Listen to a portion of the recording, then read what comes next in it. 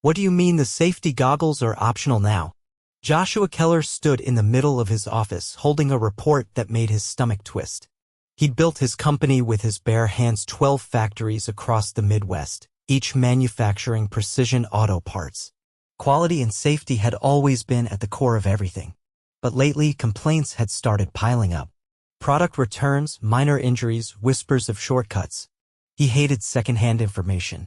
He needed to see for himself. That's how he ended up in a dusty parking lot outside the company's 7th factory, dressed in borrowed steel-toed boots, a faded hoodie, and a fake name tag that read Matt. No one at this location had ever met him. Most of the floor workers never met the owner, and the factory manager had only joined a year ago. The disguise was solid. Gray contacts, shaved beard, thick-rimmed glasses.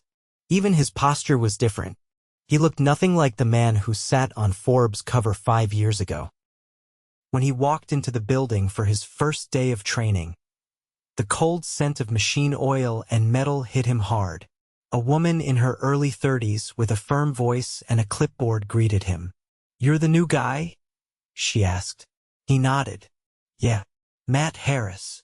I'm Tessa Alburn, Quality Control Tech. I'll get you started. Stick with me, or you'll get eaten alive in here." "Appreciate it," Josh said, following her through the humming maze of machines and conveyor belts. The place looked tired, not falling apart but worn down. Scratched floors, missing signage, a few flickering lights. Workers moved fast, eyes low. Most didn't say a word. Josh noticed one guy mid-40s, limping slightly, carrying 2 crates by himself while others ignored him. Tessa paused beside a workstation. "This is the inspection zone. You'll be checking these parts before they're boxed. Look for cracks, rough edges, anything out of spec." He examined the setup. No gloves. No safety goggles. The fluorescent light above flickered every few seconds. "Shouldn't there be a goggles here?" he asked. Tessa frowned. "There used to be. But the supervisor said we're wasting time with extra steps. Only wear them if you feel like it." Josh stared at her. "Feel like it?" She sighed. "Yeah, I still do though. I like my eyes." She reached into her locker and handed him an extra pair. "Here, don't tell anyone." The day moved fast. Josh worked beside Tessa, inspecting parts, watching the rhythm of the floor. She was sharp, fast, and quietly protective of the other workers. Every now and then she'd call out a defect or pull someone aside to explain something. She reminded him of why he started all this, people who cared. But not everyone did. At noon, the floor supervisor, a tall man named Rick, strolled by with a coffee in hand. He barely glanced at the workers. When someone flagged him about a jammed machine, he waved them off. "Run it slower. I'm not calling maintenance for that." Josh watched as the machine sputtered, then kicked back into motion with a loud rattle that made nearby workers flinch. "That normal?" he asked Tessa. "No, but Rick doesn't want to report delays. Makes him look bad." Josh clenched his jaw. "And no one calls him out?" "He runs this place. People speak up, they lose shifts, or get stuck on the line with no brakes." Josh didn't say anything. He just kept inspecting parts. But his chest was tight. Later that afternoon, he noticed a young woman, barely 19, drop a bin of parts. As she bent to pick them up, a piece of metal sliced across her palm. She gasped, blood dripping down her hand. Josh rushed over. "You okay?" She tried to nod, clearly in pain. Tessa grabbed a rag and wrapped her hand. Rick finally noticed and walked over, shaking his head. "Jesus, Mia. Again? That's the 2nd time this month." "She needs first aid," Josh said. Rick ignored him. "Go clean up and get back when you can." "I'll take her," Tessa said and led the girl away. Josh stared at Rick. "Aren't there safety protocols for this?" Rick looked at him like he was a bug. "What's your name again?" "Matt." "Well, Matt, this isn't a daycare. She'll live." He walked off. Josh stood frozen. The cut wasn't life-threatening, but the attitude? The neglect? That wasn't how things were supposed to work. He thought about the goggles, the jammed machine, the girl's bleeding hand, and the supervisor who didn't care. The next morning, Josh arrived early and waited in the break room. A cramped space with mismatched chairs and a vending machine that looked like it hadn't worked in years. He sat silently, watching as workers shuffled in one by one, some exchanging tired nods, others heading straight for the coffee pot without a word. No one looked rested. No one looked eager. Tessa joined him, sliding into the chair across from his. Her hair was pulled back tighter today, and there was a faint crease between her eyebrows. "Mia's not coming in," she said, pouring a packet of powdered creamer into a chipped mug. "She texted me last night. Her cut needed stitches. Her mom's thinking about pulling her out of the job altogether." Josh kept his voice low. "That's probably smart. She needs to help with rent," Tessa said, tapping her spoon against the cup. "But yeah, smart." Before he could respond, Rick entered, barking out names for station assignments. His voice cut through the room like a blade, and the mood shifted instantly. Conversations stopped. Chairs scraped back. Josh was assigned to outbound packing today. The outbound area was colder, tucked near the back of the factory, with a loading dock that hadn't been sealed properly. A draft crept in through gaps under the bay doors, and the floor was slick from condensation. Pallets were stacked high, and the forklift operator, a balding man with a Bluetooth headset jammed in one ear, barely looked at Josh when he pointed toward the packaging station. "You box. Don't get in the way," he muttered, already turning away. Josh got to work. The taped-down floor mats were curling at the edges, and the boxes he was handed to pack didn't match the sizes of the finished parts. He had to double-stack items with cardboard inserts just to make them fit. It was inefficient and risked damaging parts during shipment. "Hey," he called out to the guy next to him, a tall, quiet man with a scar running down one arm. "Are these the right boxes?" "That's what we got," the man replied without looking up. "Order's been wrong for weeks. Warehouse says it's fine." Josh frowned but kept packing. After about an hour, he noticed that half the labels printed from the station's computer had smudges on the barcodes. He flagged down the nearest line coordinator, a woman with short braids and a limp in her left leg. "Don't worry about those," she said, barely glancing at the labels. "Drivers scan them manually now. Doesn't that slow them down?" "Yup, but no one wants to request a new printer. Rick says it's not urgent." Josh took a breath, his pulse rising. He was starting to see the pattern. A culture of silence, of workarounds replacing real fixes. Everyone kept their heads down because speaking up didn't lead anywhere. And Rick had clearly made sure of that. After lunch, Josh asked Tessa a quiet question while they scrubbed oil from their hands at the utility sink. "Is it always this short-staffed?" "Worse on weekends," she said.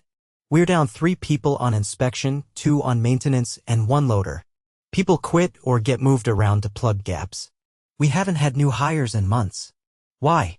She glanced around, then leaned in. "Rick won't approve them. Says we're at capacity and we just need to tighten up." Josh clenched his teeth. "But you're not at capacity. Not even close. We're barely keeping up." The next few hours passed in a blur of repetitive motion and aching joints. He watched a worker, maybe 50, with a permanent stoop, struggle to get a pallet jack unstuck from a corner. No one offered to help. Everyone was buried in their own tasks, trying to stay invisible. By the end of the shift, Josh's back was tight and his hands raw from handling cardboard and metal all day. As he headed to the locker area, he overheard Rick's voice from around the corner. "I don't care if she needed stitches. She's a liability. If she can't handle simple packing, she doesn't belong here." Josh froze. Another voice responded, hesitant. Sounded like the forklift guy. "She's just a kid, man. Maybe give her a couple days." Rick cut him off. "We need workers, not excuses. She already missed quota twice this month. I'm logging it as a no-show." Josh stepped into view. "You're logging what?" Rick turned sharply. "What are you doing back here?" "Lockers this way." Rick narrowed his eyes. "You always listening to other people's conversations?" "Only when they're loud enough to echo down the hall."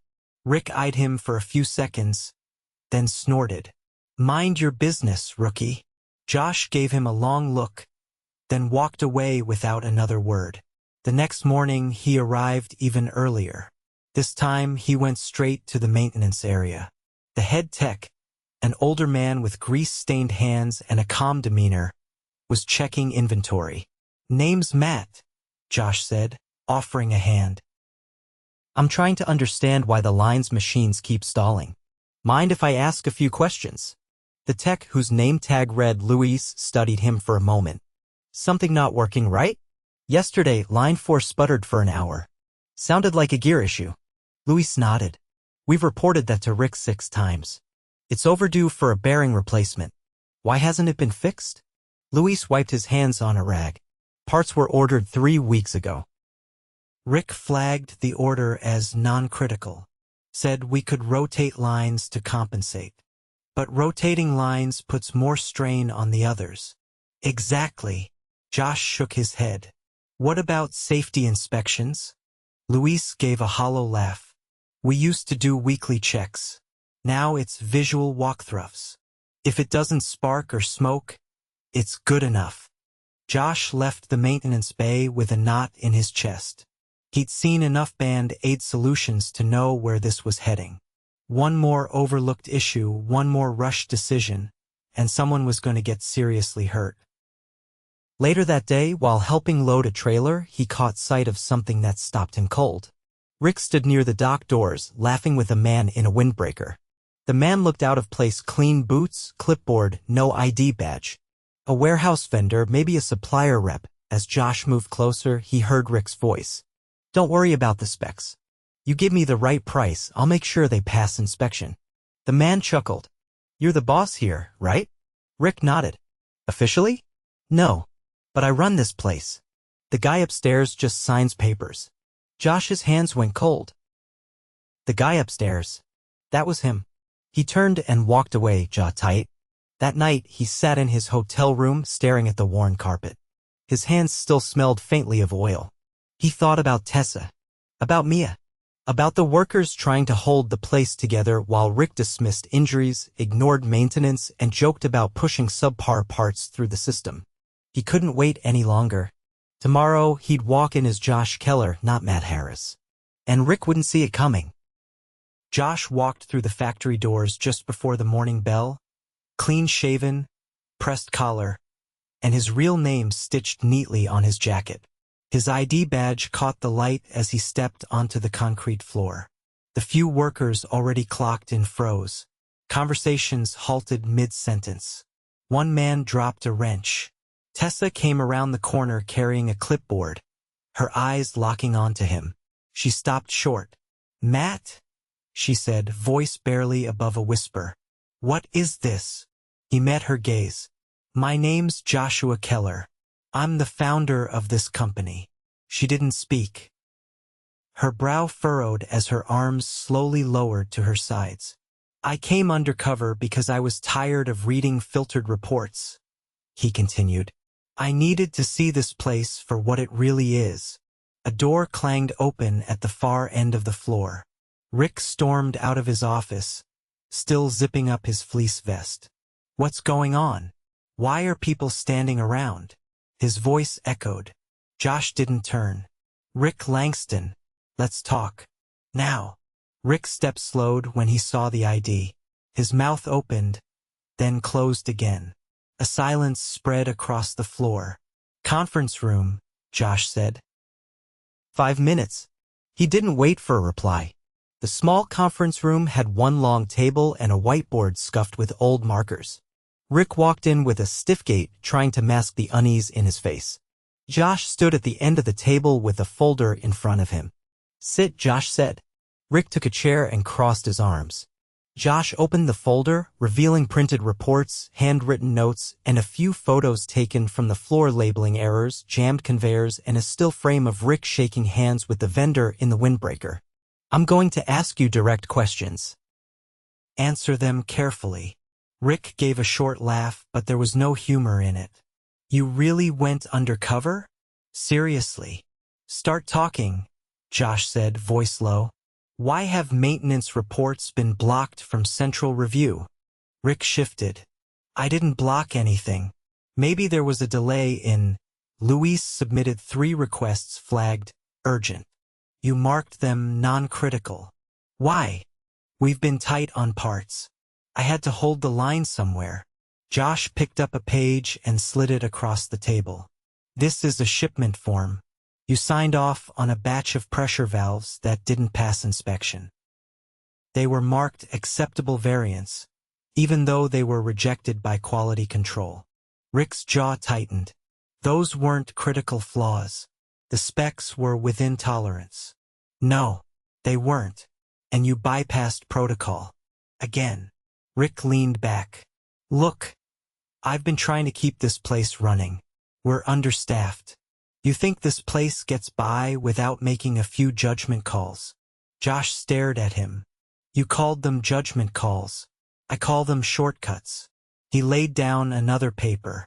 This is a schedule log. You assigned Mia Romero to double shifts 3 times in 1 week. She's 17. You violated labor regulations. Rick's lips parted, but nothing came out. You also refused to submit her injury report. I didn't think it was serious. She needed stitches. Rick looked down. Josh's voice dropped further. And yesterday, I heard you offer to push substandard parts through inspection in exchange for a better price from a vendor. Rick's eyes snapped up. That's not what I said. I heard it word for word. So did security. The conversation was recorded. You're done here. Rick stood up. You're firing me? You're being terminated effective immediately. Your access is revoked. Security is waiting outside. Rick's face darkened, but he said nothing. He walked out stiffly, the door shutting behind him. Josh stayed in the room for a moment, hands on the table. He took a long breath, then walked back out onto the floor. A few workers had gathered near the break area, murmuring. I know most of you don't know me, Josh said, raising his voice just enough to carry. I'm Joshua Keller. I started this company in a garage 22 years ago. I've never forgotten what it means to work with your hands. Some heads turned. Others stayed still, unsure. I went undercover because I stopped trusting what I was being told. I've seen what you're dealing with, and it's unacceptable. Someone near the back lowered a wrench slowly. Effective immediately, Rick Langston is no longer with the company. A few gasps broke the silence. One man exhaled hard, like he'd been holding it in for weeks. I'm appointing Tessa Alburn as interim floor supervisor. She'll report directly to me for now. Tessa, standing off to the side, blinked twice. I'm sorry, what? You've held this place together under pressure that should have broken it. You're the only reason quality hasn't collapsed. You've earned it. She stepped forward slowly. What about the staffing shortages? We're addressing them. Starting today, we're reopening requisitions for all frozen positions. Maintenance gets top priority. And I want a safety audit by end of week, real one. Not a checkbox. A woman near the packaging area raised her hand hesitantly. What if we already reported something and it just got ignored? Report it again. Directly to Tessa or myself. Another worker, an older man with creases in his palms, spoke up. What about pay? Some of us haven't had raises in 3 years. Josh nodded. I've already requested a review of the wage structure for this site. Changes will be made. A quiet buzz spread through the room. Eyes met his. Not all were trusting, but some carried the faintest hint of relief. I'm not here for a photo op, he said. You'll see me around. You'll see changes. And if something's broken, I want to hear about it. That was it. No applause. Just a shift, subtle but real, the kind that doesn't happen with words, only with action. He spent the rest of the day walking the floor, not as a spy, not as a boss giving a tour, but as someone trying to understand the cracks from the inside. He talked to Luis again, this time openly. They went over the parts inventory together and finalized the list of what needed immediate ordering. Josh signed off on it before leaving the maintenance bay. He checked in with the woman handling outbound. She showed him the misprints from the label printer. He authorized new equipment on the spot. In the afternoon, he sat with Tessa in the small office Rick used to occupy. She was still adjusting to the idea. "I don't want a title just to be another middle link," she said. "If I can't protect them from getting steamrolled, it's not worth it." "You won't be a middle link. You'll be the one calling out problems before they spread." "Well, then the first thing we need is time. People are running on fumes. I've got 2 guys hiding injuries because they think time off means getting replaced. We'll build in redundancy. Not overnight, but we'll get there." She hesitated. "And what about the girl, Mia? I've already spoken to HR. Her hours never should have been approved. We'll make it right." Tessa looked at him, studying his face. "Why'd you come here yourself? You could have sent a team." "Because I trusted the wrong people for too long. And I forgot that problems don't show up in spreadsheets." She didn't respond right away. Then she said, "You should have come sooner." He nodded once. "You're right." She stood. "I'd better get back out there." Josh watched her go, then turned to the window overlooking the floor. Machines moved. Workers focused. Nothing flashy. But the rhythm was different now, not perfect, just honest. It was a start. 3 weeks after Rick's removal, the changes at Plant 7 were visible, but more importantly, they were felt. The air was no longer heavy with tension. The production line still moved fast, but it moved with rhythm, not panic. Workers still carried weight, but now they shared it. Josh returned that Monday, not undercover this time, but dressed in the same steel toes and crew jacket as the rest of the floor staff. He didn't bring an entourage or cameras. Just a clipboard and a list of follow-ups. Tessa met him at the loading dock, her eyes slightly sunken but alert. She had taken the role seriously, and it showed in her voice, firmer now, with an edge of command that hadn't been there before. "We've stabilized shifts," she said, walking beside him toward the updated inspection area. "Backlogs are down 28%, and I've got 2 trainees starting next week. We're still stretched, but no one's covering more than they should." Josh nodded. "That's the kind of progress you don't fake." They paused at line 2, where a younger employee was adjusting the speed settings on a new conveyor motor. The hum was smoother than before. Josh watched quietly. Luis oversaw the install, Tessa added. "He's documenting everything now. No more workarounds." Josh turned to her. "How's the crew responding to the new systems?" "They're slow to trust it. But they're watching. Every time we follow through, it gets easier."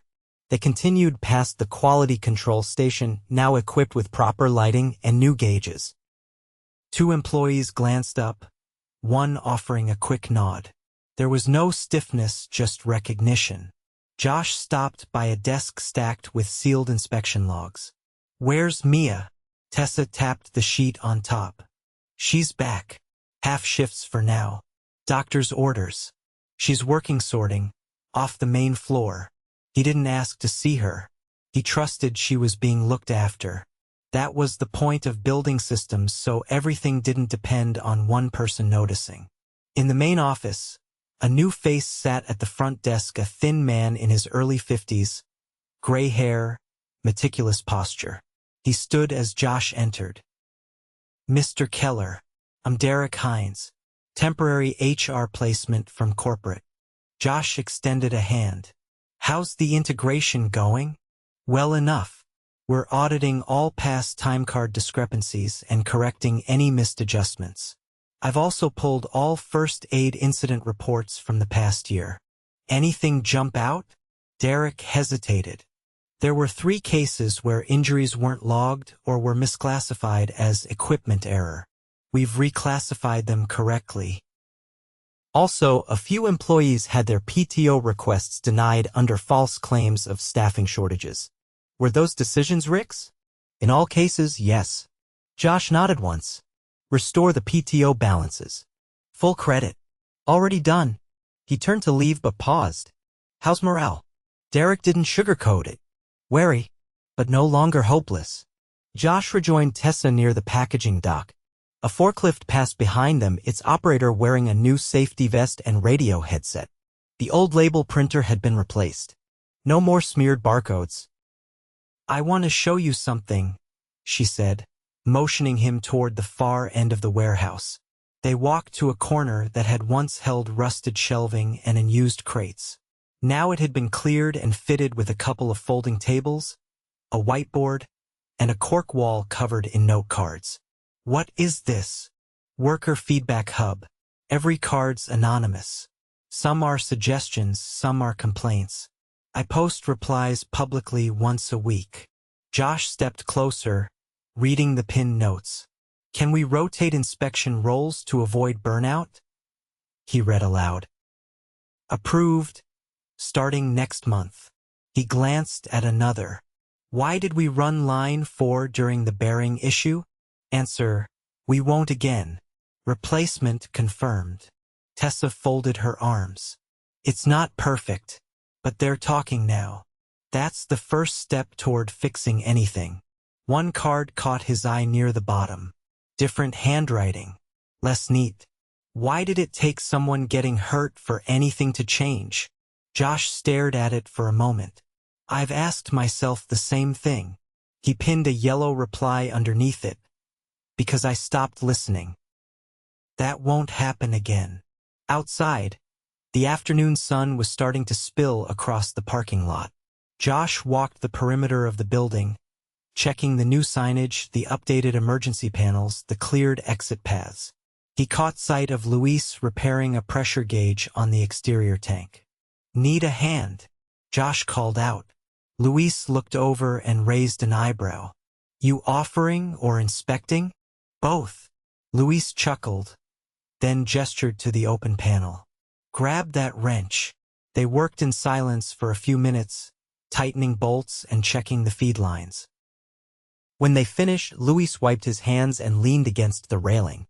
Place feels different, he said. Not faster. Just clearer. We've got a long way to go. Yeah, but we're facing the right direction. Josh nodded. You ever think about training apprentices? Luis raised an eyebrow. Why? Because we're not just fixing today's problems. We're building the next floor leads. Luis looked out at the lot. Yeah, I do that. If they're willing to learn the hard way, they will be. If we lead the right way. Back inside, Josh convened a short meeting with Tessa, Derek, and 2 senior operators. They sat around the old break room table, now cleaned, repaired, and upgraded with a working coffee machine. We're not chasing quotas anymore, Josh said. We're chasing consistency. If that means slowing a line, we slow it. If it means pausing to train someone properly, we pause. Tessa looked to the 2 operators seated across from her. That's doable, but we'll need cross-training plans. And I want 1 roving support role per shift. Josh nodded. Write it up. Send it to me. Derek added, also, I'd recommend a monthly town hall. No scripts. Just open floor time. Do it, Josh said. Start next month. As the team dispersed, Josh lingered behind. He watched them walk out, Tessa updating the whiteboard, Derek organizing files, one of the operators returning to the floor with a fresh checklist in hand. This wasn't about saving one plant. It was about restoring trust, real, earned, and sustained. And that meant staying grounded, not just dropping in during a crisis.